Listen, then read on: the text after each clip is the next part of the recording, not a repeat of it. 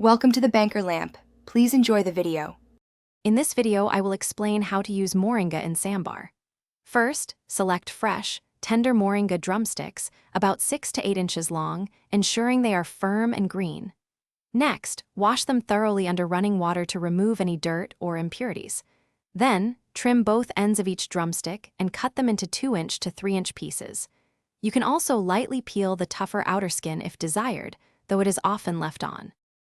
To prepare your moringa, begin by selecting about 200 grams of fresh, firm drumsticks. Look for vibrant green ones without blemishes. After washing them well, trim off the hard ends.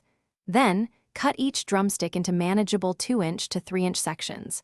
Some prefer to lightly scrape the outer skin, especially if it appears tough, but this step is optional. This preparation ensures they are ready for the next cooking stage.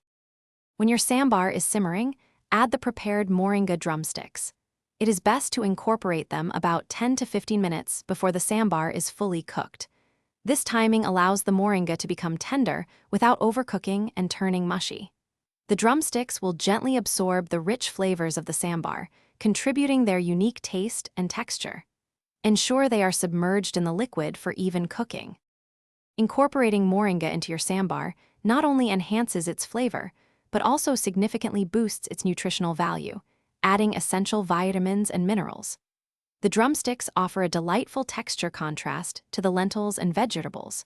For an extra layer of flavor, consider a final tempering with mustard seeds and curry leaves. Serve your delicious moringa sambar hot with steamed rice or your favorite South Indian breakfast items.